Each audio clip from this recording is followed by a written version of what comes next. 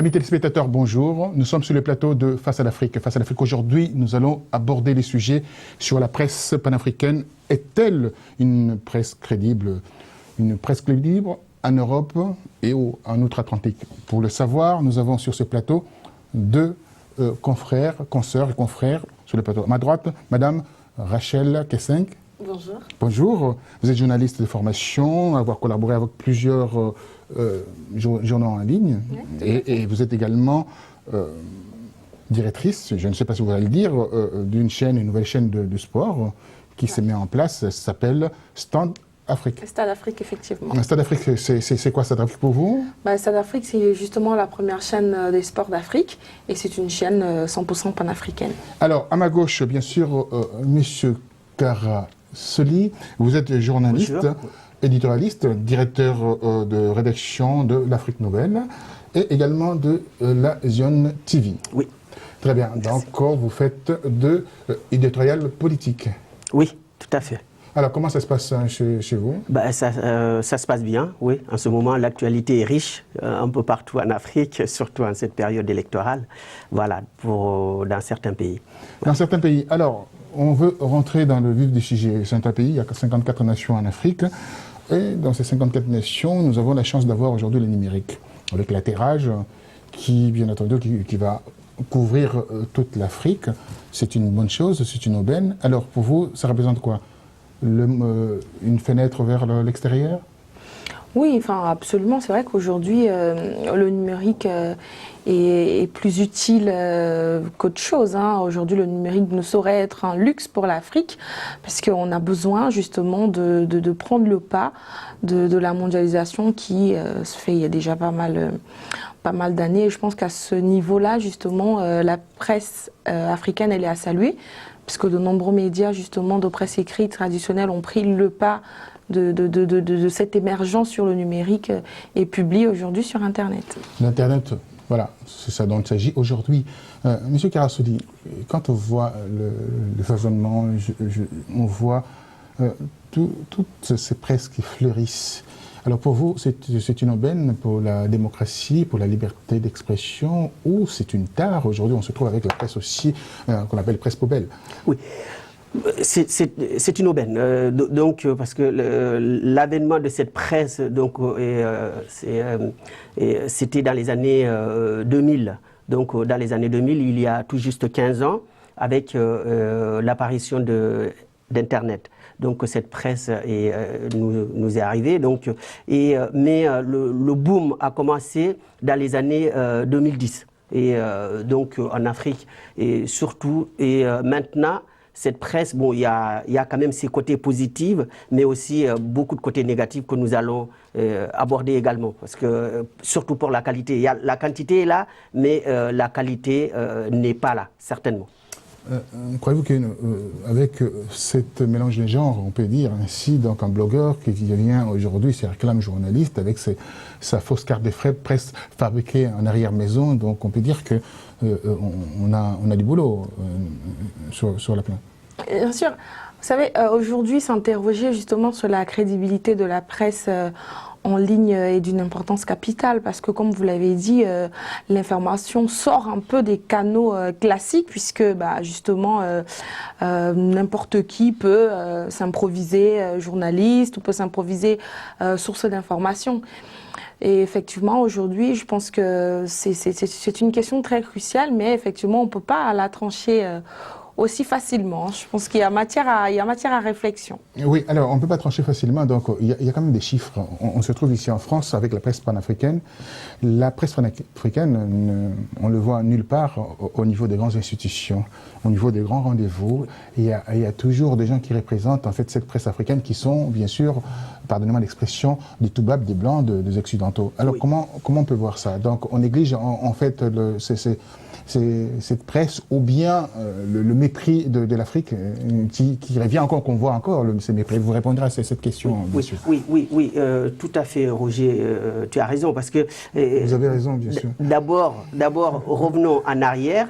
Et pour, par exemple, donc, les pays en Afrique, parce que ce sont les mêmes presses qui sont présentes ici en France, et leurs représentants, par exemple, d'abord les presses traditionnelles, ensuite, maintenant, comme les blogueurs qui sont devenus journalistes et qui ont créé leur site Internet. Donc, si, par exemple, comme vous dites, des chiffres, et, par exemple, en Afrique, et le pays qui a plus de presse sur Internet, c'est l'Afrique du Sud. Donc avec 79 mégas en ligne, et parmi ces 79 mégas, il y a 29 mégas en radio et télévision. Donc, directement suivi par la Côte d'Ivoire, qui a aussi 59 mégas en ligne, et dont 9 mégas radio et télévision. Donc, ce sont ces mêmes presses qui ont leurs représentants ici en France, donc qui s'ajoutent également à des blogueurs qui ont transformé leur blog en site internet et qui sont devenus malgré eux des journalistes. Donc maintenant, c'est sur ce point-là que nous voyons la qualité, parce que ce sont des gens qui ne sont pas formés pour devenir journalistes. Et maintenant, la course au scoop, par exemple, donc finalement, la qualité n'est pas présente et on publie tout et n'importe quoi. On publie tout et n'importe quoi, c'est qu'on remarque d'ailleurs au niveau de la presse panafricaine. Il y a un ami français qui me disait, il prend le malin plaisir à regarder les blogs ou le portail des sites internet, sites informatifs, hein, je dis, hein, d'un ensemble, même politique, même aussi global, généralisé. Il se trouve qu'il y a beaucoup de fautes de français, de syntaxe, etc. C'est là où ça donne une très mauvaise image de cette presse. Ouais. Moi, à mon sens, on ne peut pas faire le procès aujourd'hui des blogueurs. Je pense qu'en tant que journaliste, on devrait commencer par faire notre propre procès, parce qu'à côté justement, et au-delà des statistiques qui sont très bien et absolument parlants, je pense qu'au-delà justement de toutes ces entités qui se greffent à la production de l'information, il y a déjà un travail à faire. Il faut balayer devant notre cour, j'ai envie de dire, pour faire simple. Force est de constater aujourd'hui que tous les médias traditionnels, par exemple, vous avez cité le cas de certains pays, moi je parlerai du Cameroun, des médias, des quotidiens déjà d'information, ont aujourd'hui au moins chacun un site d'information. Mais malheureusement, ce site d'information est le reflet du format papier, du journal papier. Ce qui pose quand même un problème, parce que la publication en ligne obéit à d'autres normes qui ne sont. L'écriture pour le web est tout à fait différente de l'écriture classique. Donc aujourd'hui, on appelle le printing. Voilà, quand on parle de la crédibilité d'un média, c'est pas la véracité du média. La crédibilité, c'est justement le caractère de ce qui peut être cru. Est-ce que ces médias diffusent des informations qui peuvent être crues, voilà, même si elles sont pas vraies? Je dirais oui. Oui, ils sont crédibles. Est-ce que ces sources sont crédibles? On peut toujours se poser la question, oui ou non. Donc. Oui ou non. Alors, est-ce que ça ne sert pas aujourd'hui, c'est qu'on remarque aujourd'hui, la télévision, enfin les télévisions françaises, les institutions françaises, ce qu'on appelle la presse institutionnelle, copient un peu quelques informations qui viennent de blogueurs, où les blogueurs sont en direct avec l'action, avec l'événement oui. sur le terrain. C'est pas quelque chose qui devait marier ensemble, en fait, institutionnel et aussi non institutionnel. Oui, ça pour faire un mariage, oui, enfin d'avoir quelque chose d'extraordinaire. Oui, je suis d'accord. Bon, ça peut se marier, mais s'il y a, par exemple, des recherches. Parce que là, on constate qu'avec la consoeur, ce qu'elle vient de dire, donc on ne fait pas le procès des blogueurs. Non, mais ce qu'on veut dire par là, c'est que maintenant, il y a ce qu'on appelle du copier-coller. Souvent. Donc, il n'y a pas de recherche, c'est-à-dire il n'y a pas d'enquête, de recherche. Chacun prend les informations où il peut et puis le met sur son site. Donc, du coup, les titres se ressemblent, les articles se ressemblent. Et s'il y a des erreurs, personne n'est là pour vérifier la véracité de ces informations. Donc, du coup, tout le monde s'embourbe dans ces erreurs ou même des fautes, comme a dit le confrère Roger. Donc, des fautes d'orthographe, de syntaxe. Et donc, maintenant, c'est vrai que la presse française aussi ne fait pas beaucoup d'efforts parce qu'ils prennent des informations, des fois, sur ces blogueurs et du coup, on les publie parce que c'est devenu une véritable course. Pour le scoop, pour celui qui va qui va diffuser l'information le premier. Donc du coup, il n'y a pas de recul pour ces informations-là. Et donc, qu'est-ce qui se passe? C'est la profession dans son ensemble qui a une mauvaise image. Alors, on regarde cette mauvaise image au niveau d'un rapport du Quai d'Orsay, ministère des Affaires étrangères, où certains journalistes sont accrédités, ils sont inscrits. Il y a plus de 1300 journalistes africains, panafricains. Alors, sur les 1300 journalistes africains, il n'y en a que 5 qui sont, bien entendu, des correspondants. Comment on peut considérer cela? Une quinzaine du Maghreb, 5 de l'Afrique noire. Comment on peut expliquer? Ça, c'est les chiffres du oui, non, mais bien sûr. Mais après, le ministère de l'Intérieur a certainement sa politique. Des Affaires étrangères a certainement sa politique. Non, c'est pas la politique, c'est les inscriptions qu'on a. Enfin, quand je dis politique, politique ici, entendu stratégie. Oui, j'ai compris.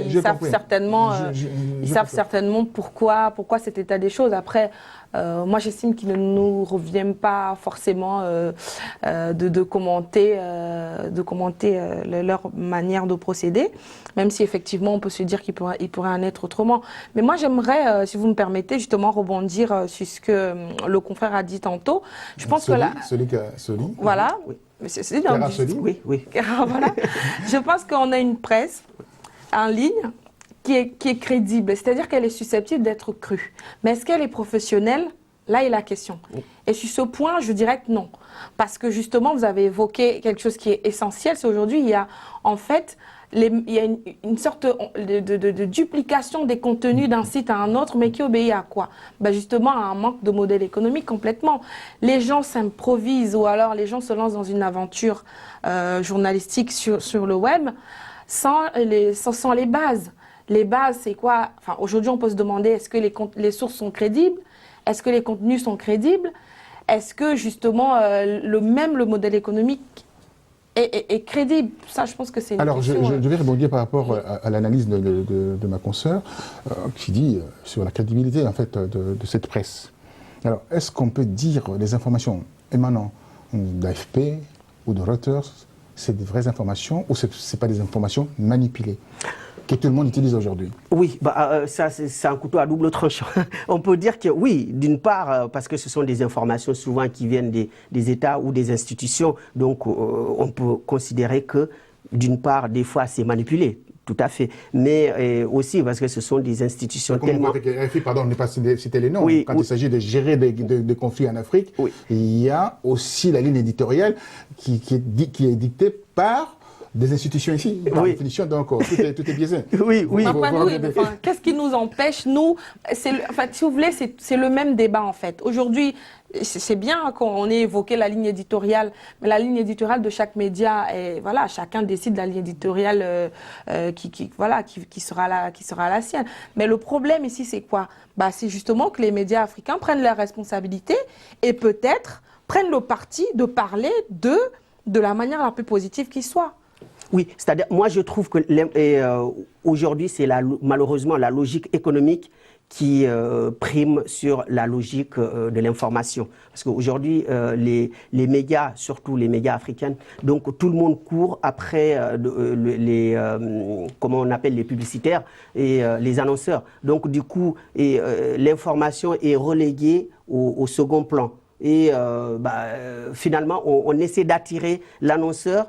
Et donc, finalement, on ne donne pas des informations crédibles ou des informations qui peuvent aspirer confiance. Alors, aspirer confiance, quand on voit un blogueur en Afrique, donc il est au fait des informations, comment se fait-il qu'au lieu de balancer des informations qu'il trouve sur place, sur le terrain, il nous balance des informations via AFP du copier-coller, c'est ce que vous avez dit tout à l'heure. Alors, vous parlez aussi en cours auprès des annonceurs. Parlons des annonceurs, parlons aussi également de financement. Comment finance-t-il ces blogs, ces sites internet? Mais je pense que c'est là le nœud du problème. Beaucoup d'éditeurs de sites, beaucoup de promoteurs de sites n'ont pas de politique réelle et efficiente de financement. C'est pour ça d'ailleurs qu'on se retrouve à copier-coller des articles de d'autres sites, parce que finalement la préoccupation c'est quoi? N'oublions pas qu'il y a un attrait aussi, il y a un attrait de l'outil Internet. Il y a un attrait qui est assez fort. Donc, plusieurs éditeurs qui se sont positionnés sur Internet, tout au moins quand on refait l'historique que vous avez très bien ébauché tout à l'heure, bah, l'ont fait porté par l'attrait d'un nouveau support. Oui. Absolument, oui. Donc, bah, c'est ça. Parce alors, que... les financements, où est-ce qu'on peut trouver? Au niveau des institutions, vous voulez, les institutions ne considèrent absolument pas, j'ai des études, ces gens de presse disent que voilà, ça ne sert à rien. Même au niveau des institutions, on voit au niveau même de l'accréditation, à l'Élysée, dans les grandes institutions, au Paquebot, c'est-à-dire au ministère de l'économie, Bercy, on voit les Africains nulle part. Ils sont là, il y a plein de sites qui fleurissent. Comment on peut oui, dire, oui, je crois le baromètre par rapport à cela, comment on peut se mettre les curseurs? On mettrait les curseurs où? Oui, parce qu'ils ont des conditions draconiennes. Ça, je vous le dis. C'est-à-dire pour s'inscrire, par exemple, au Quai d'Orsay ou au ministère de la Défense, ou même à Matignon pour avoir son accréditation. Moi, j'ai mon accréditation au niveau de la mairie. Mais pour les autres institutions, alors là, il faut attendre longtemps et puis relancer plusieurs fois. Parce qu'ils ne remplissent pas les conditions, d'ailleurs. Voilà, c'est-à-dire que, non, il y en a qui remplissent les conditions, mais quand même, ils ont mis des conditions très, très draconiennes. Bon, déjà, il faut être, pour certains journalistes, il faut être embauché par une rédaction, avoir comme un salarié normal, donc avoir un contrat de travail et puis après donc présenter ça, une attestation de travail et donc pour avoir son accréditation. Et donc avec ces conditions-là, bon, beaucoup de personnes ne peuvent pas être accréditées parce qu'il y a des patrons de presse, oui. Oui, alors, patron de presse, on parle, le journaliste africain en France, qui a un confrère écrivait au niveau de ses manchettes, disait c'est les plumes de la galère. Les plumes de la galère, si on veut, mais maintenant ça dépend de quel point de vue on se place. Oui, du point de vue forcément de la rémunération, c'est vrai que les rémunérations ne sont pas forcément... Même au niveau de conditions de travail, vous êtes dans un coin de table avec la lampe de tempête et avec payé au coup de lance-pierre. J'ai envie de dire, après, voilà, on a la valeur qu'on se donne. Oui. Simplement, on a la valeur. Alors, quelle est la valeur qu'on se donne? Bah, justement, c'est d'abord la valeur de la rigueur envers soi-même, envers son travail, du professionnalisme, être carré, parce que malheureusement, beaucoup de confrères voilà, se bradent. Mais ils se bradent. Pourquoi? C'est vrai que le marché est tendu. Le marché est tendu, ça, on va pas le nier. Il faut faire chauffer la marmite. Voilà, mais justement, si on se base sur ce type d'argument, il faut bien faire chauffer la marmite, bah, à ce moment-là, on est payé en monnaie de singe. Et on ne se plaint pas après. Monsieur Karassoli, alors, que pensez-vous de tout cela? Parce qu'on voit, le journaliste, on a fait une petite étude là-dessus. Cette étude marque clairement que pour être riche, vaut mieux ne pas faire le journalisme. Ah oui, tout à fait. Ça, c'est un vieux proverbe. Hein. Est-ce que c'est déjà la vocation du journaliste? Oui, voilà. Exactement. Donc, justement, donc bon, il y a même en France ici des journalistes, surtout dans le web, les journalistes qui font du travail à côté. Donc, ils font le journalisme comme passion. Donc, ça, quand même, ces gens-là, bon, je leur tire chapeau parce qu'ils aiment ce métier. Mais également, comme vous l'avez si bien dit, il faut quand même qu'il y ait de la rigueur. Il faut qu'il y ait du professionnalisme, il faut qu'il y ait de la rigueur. Et donc, dans ce cas, ce qu'il y a aussi, il faut qu'il y a bon, en tout cas, surtout comme il m'a dit qu'elle est camerounaise, en France ici, ce sont les Camerounais qui tiennent la corde sur la presse panafricaine. Ils sont plus nombreux parce que donc Africa 24, donc Monsieur Lemalé, c'est un Camerounais et j'en cite d'autres, par exemple Télé Sud. Donc et là sur ce côté-là, oui, les Camerounais ils occupent bien le terrain. Mais je vais rebondir sur ça. Ouais. Pardonnez-moi de vous interrompre, je peux rebondir sur ça en disant que tiens, il y a la démocratie au Cameroun alors. Non, mais parce que quand on parle de la presse, forcément, quand on se lance dans la presse au Cameroun, elle est libre. Oui, la presse au Cameroun, elle est libre depuis pas mal d'années. Oui. Il y a une pluralité des médias, donc de ce point de vue, oui. Alors hier, j'ai écouté l'intervention du ministre de l'Information, disant clairement qu'on va commencer à sévir parce qu'on attaque gratuitement avec des presses en ligne des autorités d'autres nations. Donc il faudra sévir et réguler tout ça. Donc le désordre existe aussi là-bas. De toute façon, Internet n'échappe n'échappe pas, ne devrait pas, en tout cas à mon sens, échapper à la régulation de l'État, parce que ça fait quand même partie aussi de ses missions régaliennes que de prévenir des incidents diplomatiques, de tout ça. Mais encore une fois, le mal, il est bien c'est à la racine qu'il faut le traiter. Parce qu'il en est de la presse traditionnelle comme il en est de la presse en ligne. Si on ne donne pas des canaux, j'aime pas trop parler de contrôle parce que ça fait un peu museler la presse et tout, mais si on ne donne pas des orientations claires, si on ne responsabilise pas les journalistes, bah on va vers des dérives. Et une fois qu'il y a des dérives, bah il faut sévir forcément. Qu'est-ce qu'on peut voir de ce qui se passe autour de cette presse poubelle, entre guillemets, ce que les gens disent? Parce qu'il y a tout le monde. Hein? Oui. Il y a tout et n'importe quoi. Eh bien, alors qu'est-ce qu'on peut faire déontologiquement? Oui, c'est-à-dire il faut organiser, il faut encadrer. Comme elle l'a dit, sans la museler, ça c'est sûr. Et, donc, parce que nous sommes tous ici d'accord pour la liberté de la presse, partout où la presse existe. Mais il faut quand même l'encadrer, c'est-à-dire que pour nous-mêmes, pour ceux qui travaillent dans la presse, pour nous-mêmes, il faut que ça soit une presse crédible, que ça ne soit pas une presse poubelle, comme on le dit souvent. Donc, mais même la presse traditionnelle aussi s'est mise dans le net, hein, et puis aussi agit malheureusement comme les autres. Parce que des fois, quand on vient dans une mode de loup, souvent on crie comme les loups. Donc la presse traditionnelle aussi se met dans cette course effrénée de l'audimat, de l'information. Donc du coup, elle perd aussi sa crédibilité. J'ai lu aussi le journal Jeune Afrique que nous connaissons tous, hein, qui est notre référence ici en France. Mais, pour certains. Voilà.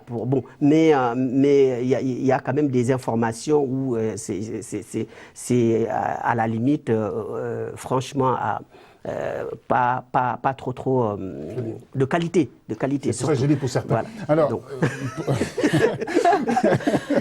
on a bien compris que pas pour vous.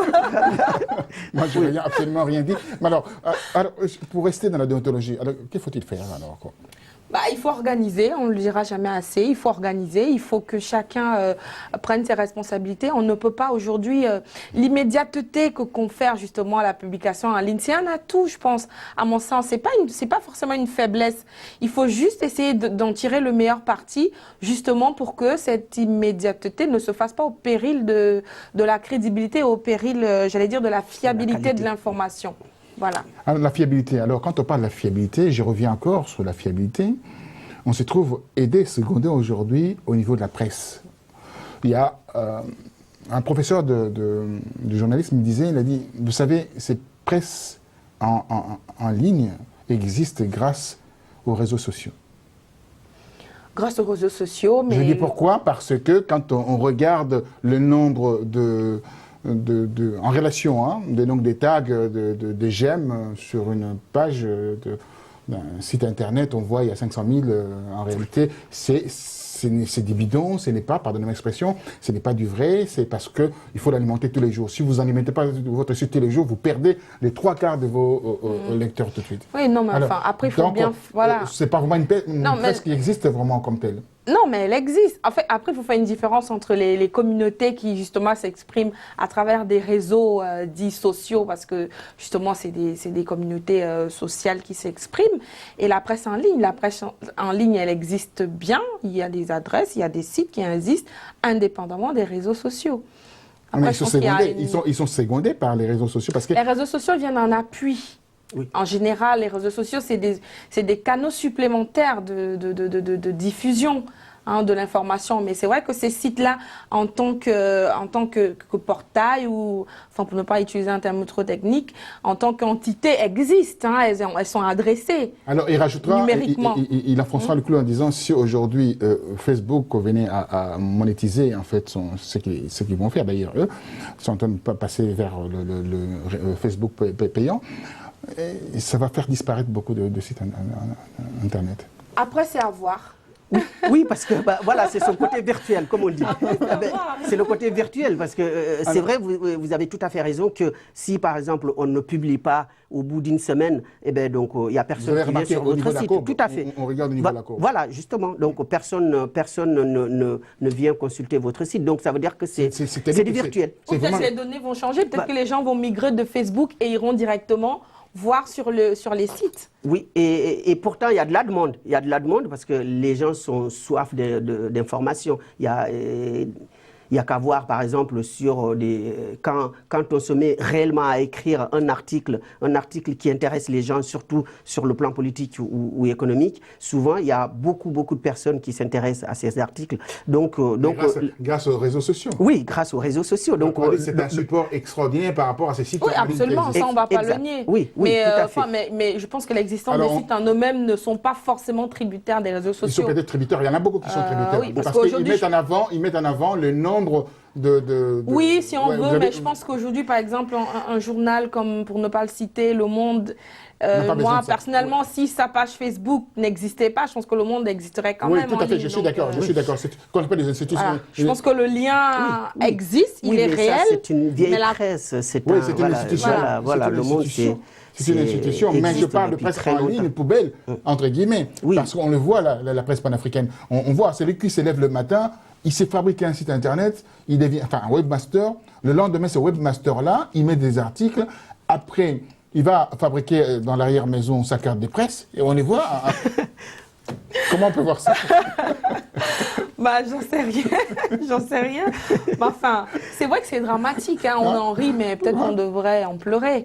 C'est dramatique parce que ça porte un coup quand même à la profession. Aujourd'hui, le journalisme en ligne, c'est un journalisme qui peut être noble, c'est un journalisme utile parce que justement, qui supprime plusieurs canaux de diffusion. Maintenant, est-ce que c'est un atout? Est-ce que c'est un inconvénient? C'est à voir. Aujourd'hui, par exemple, pour avoir une information, vous savez, vous-même, les niveaux de lecture dans la presse traditionnelle, il faut passer par le journaliste qui lit, après peut-être qu'il se fait relire par le collègue, le secrétaire de rédaction, etc. Et donc, on perd un peu à l'instantanéité de l'information. Pour moi, c'est un atout. Oui, mais ça donne aussi la qualité. Donc, oui, bien sûr. Parce que un article qui se fait lire par plusieurs personnes, surtout plusieurs personnes de qualité. Oui, donc, du coup, l'article est censé être crédible et de qualité. Oui. Mais maintenant, on balance assez rapidement pour montrer aux autres que, que nous avons la primeur de l'information ou de la diffusion. Oui. Donc, du coup, souvent, c'est truffé de fautes ou bien l'information n'est pas crédible. Donc, du coup, le lecteur avale ça et voilà. Et donc, c'est ça. Donc, en conclusion, pour vous, donc c'est un avenir. On peut s'avancer dans ces domaines et évoluer plus tard. Oui, moi, je pense qu'aujourd'hui, la presse panafricaine en ligne est un gros chantier. C'est un gros chantier. Il faut vraiment passer un grand coup d'aspirateur. Un coup de serpillère derrière ne ferait pas de mal non plus. Je pense qu'il faut tout organiser. Il faut s'interroger aujourd'hui sur les modèles économiques qui nous permettent d'avoir des journalistes qualifiés, bien payés, oui, parce qu'on peut être très bien payé pour ce qu'on fait. Et voilà, pour avoir une information, les sources d'informations crédibles pour pouvoir donner une information fiable et être digne de confiance. Digne de confiance, alors la confiance. Les gens vont commencer à faire confiance à cette presse panafricaine de poubelle. Oui, quand je dis poubelle, c'est-à-dire oui, c'est caricatural, je sais. Mais quand il y a, c'est-à-dire quand il y a un cadre juridique, comme elle l'a dit. Donc, quand il y a un cadre juridique, quand c'est encadré, donc en ce moment-là, les gens feront confiance. Mais ça, c'est l'affaire des États. Ça, c'est par exemple les ministères de l'information dans les pays où il y en a. Et donc, ce sont eux qui doivent organiser cette presse aussi, comme ils ont organisé la presse traditionnelle. Donc, en ce moment, ils peuvent donner un cadre juridique, un cadre institutionnel, et comme ça, n'importe qui ne va pas s'improviser journaliste. Donc, en ce moment, la profession sortira grandie. Pour terminer, les agences de presse on n'a pas assez on utilise toujours l'AFP, et quand l'AFP envoie des gens, c'est toujours des blancs, pas des noirs. Voilà, voilà, ça part de là, c'est un autre problème. Comment voulez-vous on n'est jamais mieux servi que par soi, hein. Si vous laissez le soin aux autres de faire votre actualité, vous avez l'actualité qui vous dessert en général. Alors, depuis 20 ans, donc cette question est sur la table. Honnêtement, que l'Afrique est sa source d'information. Donc, il y a eu des tentatives, par exemple, par Muammar Kadhafi, hein. Il fut un temps, mais ça n'a pas abouti, malheureusement, parce que tout ça, c'est une question politique. Donc, les gens, chacun veut tirer la couverture en soi. Bon, mais ce qui est sûr, c'est que soit c'est la profession elle-même qui met ça en place, c'est-à-dire les journalistes, hein, ou bien c'est les États qui les aident, mais il nous le faut. Chaque pays en a. Donc l'agence TASS en Russie et AFP en France. Donc il faut que l'Afrique aussi a son agence de presse où les journalistes peuvent prendre leur source d'information. Voilà. Merci, amis téléspectateurs, d'avoir suivi cette belle émission en compagnie de Madame Rachel Kessing et également Monsieur Kera Sodi, tous deux journalistes de formation. Je tiens bien à le préciser. Il faut aller dans les écoles de journalisme en France, à Paris, à Lille par exemple. Il y a une très très belle école de journalisme pour apprendre le métier, mais on ne s'improvise pas journaliste. Je vous dis à très bientôt. Merci, au revoir.